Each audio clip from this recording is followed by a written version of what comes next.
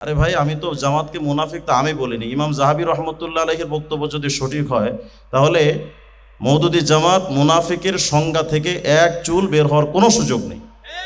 মওদুদি সাহেব একজন অভিশপ্ত ব্যক্তি ছিলেন। যে অভিশপ্ত ব্যক্তি হওয়ার কারণে মওদুদি জামাতের কেউ দেখবেন আবুল আল্লাহ নাম রাখে না, আবু জাহেলের নাম কেউ রাখে না, ফেরাউনের নাম রাখে না, আবুল আল্লাহ মওদুদি এটা নাম কেউ রাখে না। বোঝা গেল এরা। এরপরে দেখবেন অনেকে আমরা যখন আকাবিরের কথা বলি, মওদুদিবাদীরা কয় এই কওমি হুজুররা শুধু আকাবির আকাবির করে। আরে আমরা তো আমাদের আকাবিরদের নিয়ে গর্ব করার মতো আমরা সেরকম আকাবির পেয়েছি, কিন্তু তোমরা এমন আকাবির পাইছো যে অভিশপ্ত। সে আকাবিরের কথা তোমরা বলবা কেমনে? এটা তো আমরা গর্ব করে বলতে পারি যে হুসাইন আহমদ মাদানী রহমতুল্লাহ আলাইহি আমাদের আকাবির ছিলেন, মাহমুদ হাসান দেওবন্দি রহমতুল্লাহ আলাইহি, হাকিমুল উম্মত মুজাদ্দিদ বিল্লাহ শাহ আলী থানভী রহমতুল্লাহ আলাইহি, কারি ইব্রাহিম সাহেব রহমতুল্লাহ, আমাদের বাংলাদেশের মানুষ।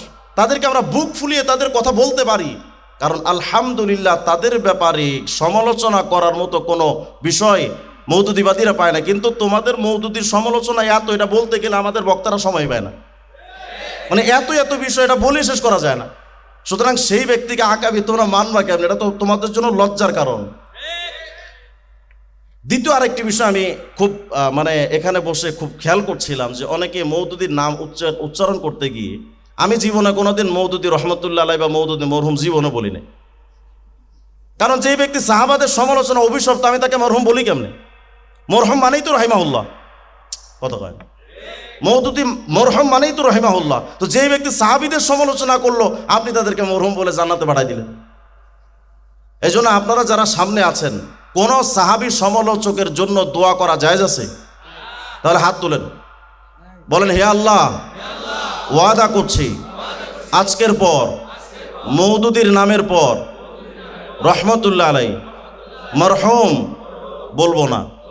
এটা যদি আমার বাড়াবাড়ি হয়ে যায় তো আমি জবাব আল্লাহর কাছে দিব। কিন্তু সাহাবীদের সমালোচনা যে কুলাঙ্গার করবে, সে যত বড় বাপের বেটা হোক না কেন, তার ব্যাপারে রহমতুল্লাহ আলাইহি চলে না। যে সাহাবীদের সমালোচনা করবে, আমি তার দোয়া করব তার জন্য? আমার বাপে কি হালাল খাওয়ায় কি এই জন্য পড়াইছে আমার? ইমাম মালিক রহমতুল্লাহ কি বলছেন দেখেন, আস-সারিমুল মাসলুম আলা শাতিমির রাসূল 580 নম্বর পৃষ্ঠা, ইন্নামা হাউলা, এই সমস্ত ব্যক্তি মানে সাহাবা সমালোচক, তারা আকওয়ামুন, তারা আরাদুল কদহা ফি নবী সাল্লাল্লাহু আলাইহি ওয়াসাল্লাম, তারা প্রথমত চেয়েছিল হুজুর সাল্লাল্লাহু আলাইহি সাল্লামের সমালোচিত করতে বা হুজুর সাল্লাল্লাহু আলাইহি সাল্লামের ব্যাপারে একটা বদনাম ছড়াতে। কিন্তু গিয়ে দেখলো যে ওয়া ইন্নাকা লা আলা খুলুকিন আযীম, হুজুর সাল্লাল্লাহু আলাইহি সাল্লামের চরিত্রে কোনো ত্রুটি নাই। ফালাম ইমকিনহুম, তাদের জন্য হুজুরের প্রতি বদনাম করার কোনো সুযোগ হলো না, কারণ হুজুর সাল্লাল্লাহু আলাইহি সাল্লামের চরিত্রের উপরে বড় চরিত্র হয় না। ফাকাদাহু ফি আসহাবি, এরপরে তারা দেখলো যে একটু সিস্টেম করে কাজ করা উচিত। যেমন ইহুদি খ্রিস্টানরা দেখবেন কোরআনের ভুল ধরে না, কিন্তু কোরআনের তাফসিরের ভুল ধরে, এবং তারা বলে আগের যুগের তাফসির চলবে না, যেটা মওদুদি সাহেব বলেছে যে তাফসিরের ব্যাপারে আগের যুগের কিতাবাদি চলবে না। তো কার কিতাব চলবে? বাইবেল চলবে। আপনি তাফিমুল কোরআন খোলেন, দেখবেন মওদুদি সাহেব প্রতিটা প্রায় জায়গায় সাহাবীদের এবং আম্বিয়া কেরামের সমালোচনা করতে গিয়ে রেফারেন্স টেনেছে বাইবেল দিয়ে। আপনি আশ্চর্য হলেন, আপনি কিতাব খুলে দেখেন না। এই যে কয়েকদিন আগে এদের একটা ছেলে আকাম করলো না, এই যে পরকীয়া করে ধরা খেলো, কি যেন কুমিল্লা বাড়ি, এবং এই ব্যক্তির এই বক্তব্যকে প্রমাণ করার জন্য আর একটা জাহেলে মোরাকাবে গায়রে মুফিদ এসে দলিল দিল যে সাহাবী এবং নবীরাও তো সমালোচনা, তারাও তো পরকীয়া করেছে। এই যে কথাটা বলছে, আপনি কি মনে করেন? আমাদের আলী হাসান ওসামার সাথে আমার একটা আলোচনা হয়েছিল, সে বলে আমরা মওদুদি আকীদা মানি না। এই যে ছেলেটা বক্তব্য দিল, এটা তো মওদুদির কথা। মওদুদি তো তাফসিরের ভেতরে এই কথাটাই বলেছে হযরত ইউনূস দাউদ আলাইহিস সালামের ব্যাপারে, এবং দাউদ আলাইহিস সালামের এই বক্তব্য উল্লেখ করেছে বাইবেলের রেফারেন্স দিয়ে। নাউজুবিল্লাহ বলবেন না? আপনি মওদুদি তাফসির দেখলে আপনার মাথা ঘুরে যাবে যে এই লোকটাকে সকাল বিকাল গাঁজা খাইতো কিনা। এই লোকটাকে বানিয়ে নিয়েছে তাদের রাহবার। তারা কিন্তু কোনো মাযহাব মানে না। মওদুদি সাহেব নিজে বলছে मैं হানাফি नहीं हूं, मैं शाफी भी नहीं हूं, अहले सुन्नत जमात अहले হাদিস কি मज़हब को मैं सही तौर पर नहीं देख रहा। মানে আহলে হাদিসের বিষয়গুলো তার কাছে সহি না, সে হানাফিও না, সে শাফিও না, তিনি জাহেল মুরাক্কাবে গায়রে মুফিদ। ইমাম মুসলিম রহমতুল্লাহ এর উস্তাদ ইমাম আবু যুরা রাহিমাহুল্লাহ বলেছেন, আল ইসাবা ফি তাময়িজ সাহাবা 1 নম্বর খণ্ড 7 নম্বর পৃষ্ঠা, ইদা রাআইতা রাজুল ইয়ানতাকিসু আহাদাম মিন আসহাবি রাসূলিল্লাহি সাল্লাল্লাহু আলাইহি ওয়াসাল্লাম, শোনো, তোমরা যদি কোনো ব্যক্তিকে দেখো যে সে সাহাবীদের সমালোচনা করছে, ফাআলাম আন্নাহু জিন্দিক, জেনে রাখো ওটা নাস্তিক। ওয়াদালিক, এবং এটার কারণও বলেছেন আন্নার রাসূল হক, আমাদের রাসূল হক, ওয়াল কোরআন হক, কোরআনও সত্য, ওমা যা আবি হক, এবং হুজুর সাল্লাল্লাহু আলাইহি ওয়াসাল্লাম যা এনেছেন সেগুলোও হক, ওয়া ইন্নামা আদ্দা ইলাইনা যালিকা কুল্লাহু আস-সাহাবা, আর এই সব কিছুর প্রথম সূত্র তো সাহাবী, তারাই তো আমাদের কাছে পৌঁছে দিয়েছেন। ওয়া হাউলা ইউরিদুনা আন ইয়াজরাহু শুহুদানা লিইউবতিলাল কিতাব ওয়াস সুন্নাহ, আর এই সাহাবী সমালোচকরা মূলত চায় কোরআন সুন্নাহকে একেবারে তার সূত্রগুলোকে ধ্বংস করে দিয়ে, মানে কোরআন সুন্নাহ সম্পর্কে একটা সন্দেহ ঢোকাতে। আমি কিছুদিন আগে ফেসবুকে একটা পোস্ট দিয়েছিলাম, মওদুদিবাদ, সংশয়বাদ। মওদুদিবাদ, এই যে নাস্তিকদের আসিফ মহিউদ্দিনের একটা ওয়েবসাইট আছে সংশয়.com, অর্থাৎ তাদের মূল টার্গেট সবাইকে নাস্তিক বানানো নয়, তাদের মূল টার্গেট হলো মুসলিমদেরকে কৌশলে সংশয় তাদের অন্তরে ঢুকিয়ে দেওয়া। তো সংশয় যখন ঢুকিয়ে দেওয়া হবে একসময় তো সে ওই ব্যক্তি তো নাস্তিক হতে বাধ্য। এজন্য তারা সংশয়.com দিয়ে তারা তাদের কার্যক্রম চালাচ্ছে। মওদুদি সাহেবের পুরা লেখাগুলো যদি আপনি পড়েন তো আপনার কাছে এটা একেবারে দিবালোকের নয়, আজহার কাশামস, একেবারে স্পষ্ট হয়ে যাবে যে তার মূল টার্গেটই ছিল মুসলিমদের ভেতরে সন্দেহ ঢুকিয়ে দেওয়া, তার মূল টার্গেট ছিল। তো এদের মূল টার্গেট হলো যে সাহাবায়ে কেরামকে যদি সমালোচিত করা যায়, যেমন মনে করেন আমিরে মুয়াবিয়াকে যদি সমালোচিত করা যায়, তাহলে এই বিষয়টা ক্লিয়ার হবে, আমিরে মুয়াবিয়া তো কাতেবে ওয়াহি ছিলেন, তো আমিরে মুয়াবিয়া যদি দুর্নীতিবাজ হয়, তিনি যে কিতাব লিখলেন, কোরআন শরীফে আয়াত লিখলেন, না জানি ওখানেও কোনো দুর্নীতি করেছেন কিনা। এদের কৌশলগুলো সূক্ষ্ম। এজন্যই ইমাম মুসলিম রহমতুল্লাহ আলাইহির উস্তাদ ইমাম আবু যুরা রাহিমাহুল্লাহ একথা বলেছেন, যদি তুমি দেখো যে সাহাবীদের সমালোচনা কেউ করছে, তাহলে এটা মনে রেখো যে তার মূল টার্গেট হলো কিতাব সুন্নাহকে বাতিল করা, তাদের মূল টার্গেট হলো এটা। বেশি লম্বা আলোচনা করব না।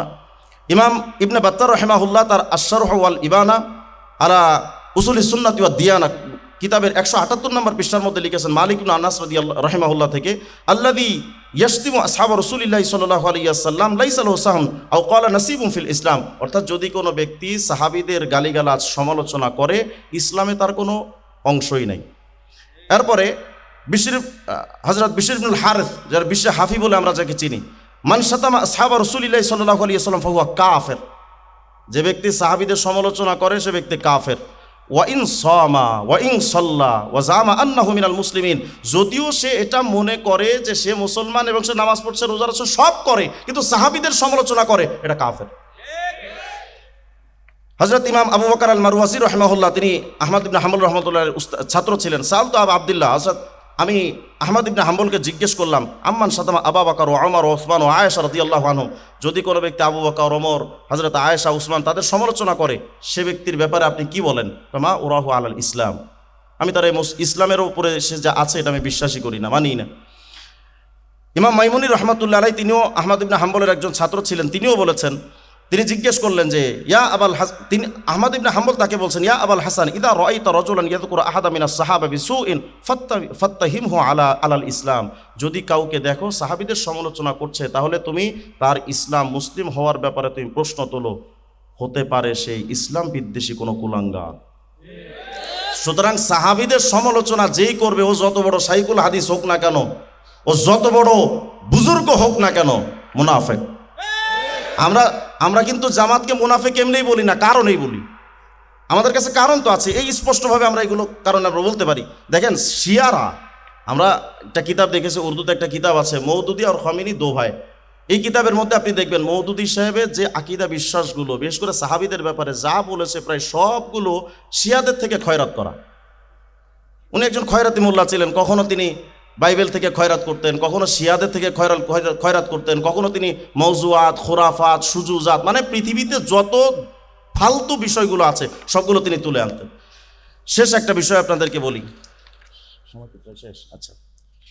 আচ্ছা আমি দুটো ঘটনা আপনাদের সামনে তুলে ধরবো, সাহাবায়ে কেরামের সমালোচনা যারা করে তাদের ব্যাপারে। আল বিদায়া ওয়ান নেহা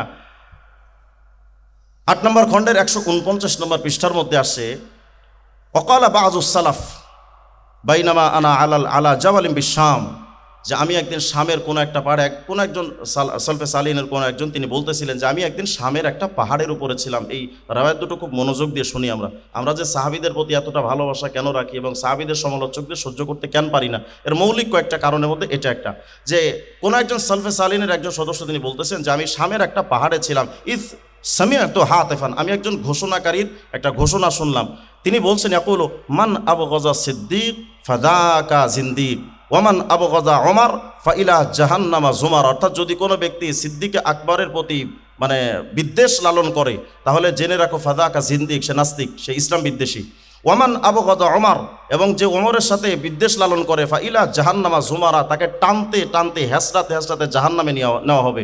ওয়ামান আবগাদা ওসমান, যে ব্যক্তি উসমানের সাথে বিদ্বেষ লালন করে ফাদাকা খসমুহু আর রহমান, ওসমানের সাথে যে বিদ্বেষ লালন করবে তার বিরোধী শক্তি বিবাদী হবেন আল্লাহ পাক নিজে। ওয়ামান আবগাদা আলিয়ান, এবং যে আলীর সমালোচনা করবে ফাদাকা খসমুহু আন নবী, যে আলীর বিদ্বেষ লালন অন্তরে করবে তার বিবাদী বা তার বিপক্ষে দাঁড়িয়ে যাবেন হুজুর সাল্লাল্লাহু আলাইহি সাল্লাম নিজে। ওয়ামান আবগাদা মুআবিয়া, এবং যেই ব্যক্তি মুআবিয়ার সমালোচনা করবে সাহাবাতুহু আজ-জাবানিয়া সাহাবাতুহু জাবানিয়া ইলা জাহান্নামা আল হামিয়া ইয়ারমি বিহি ফিল হামিয়াতিল হাওয়িয়া, অর্থাৎ যদি কোনো ব্যক্তি হযরতে আমিরে মুআবিয়ার সমালোচনা করে তাহলে তাকে টানতে টানতে জাহান্নামের একেবারে উত্তপ্ত জাহান্নামের নিচে তাদেরকে নিক্ষেপ করা হবে। আর একটা ঘটনা শেষ, তারিখে দিমাশকের 70 নম্বর খণ্ডের 141 নম্বর পৃষ্ঠা, আরবি না বলে সহজ ভাষায় বলি, ইমাম বুখারী রহমতুল্লাহ এটা বর্ণনা করেছেন। মুহাম্মদ ইবনে সিরিন তিনি বলেন যে আমি একবার বাইনামা আনাবি তওয়াফ, আমি তওয়াফ করতেছিলাম, তো তওয়াফ করার অবস্থায় আমি একজন ব্যক্তিকে দেখলাম সে দোয়া করছে কাবার দিকে তাকায়, আল্লাহুম্মা গফিরলি ওয়ামা আযুন্নু আন তাগফির আলি, আল্লাহ তুমি আমার মাফ করে দাও, যদিও আমি জানি তুমি আমাকে ক্ষমা করবে না, তবু আল্লাহ আমি তোমার কাছে ভিক্ষা চাচ্ছি, তুমি মাফ করে দাও। হযরত মুহাম্মদ ইবনে সিরিন রাহিমাহুল্লাহ তিনি বলেন যে আমি এই দোয়াটা শুনে আশ্চর্য হয়ে গেলাম, জিজ্ঞেস করলাম যে ভাই এমন দোয়া তো আমি জীবনে কোনোদিন শুনিনি, তুমি এই দোয়াটা কোত্থেকে পেলে বা কেন তুমি এই দোয়া করছো? তিনি বলেন যে আমার এই দোয়ার পেছনে একটা কারণ আছে। কি কারণ? কুনতু আতাইতুল্লাহ আহাদান, আমি আল্লাহর সাথে একটা প্রতিজ্ঞা করেছিলাম, ইন কাদারতু আন আলতামা ওয়াজহা উসমান ইল্লা লাতামতুহু, যদি আমার কোনোদিন সুযোগ হয় তো আমি উসমানের মুখে আমি একটা থাপ্পড় মারবো, আমি আল্লাহর সাথে একটা ওয়াদা করেছিলাম। কিন্তু উসমান রাদিয়াল্লাহু আনহু হিনা হায়াতে আমার এই সুযোগটা আসে নাই। ফালাম্মা কুতিলা, যখন তিনি শহীদ হলেন, উদি আলা সারিরিহি, তাকে ফিল বাইত, ঘরের মধ্যে যখন খাটিয়ার উপরে তাকে রাখা হলো, ওয়ান্নাসু ইয়াজিউনা ফাইসাল্লুনা আলাইহি, এবং লোকজন এসে তার জানাজা পড়তেছিলেন, ফাদাখালতু কাআন্নী উসাল্লি আলাইহি, আমিও এই মুসল্লি ভাব ধরে আমি তার ভেতরে ঢুকলাম যে আমি উসমানের জানাজা পড়ব। ফাওয়াজাতু খুলওয়াতান, আমি তাকে গিয়ে একা একা পেলাম, সেখানে কেউ ছিল না।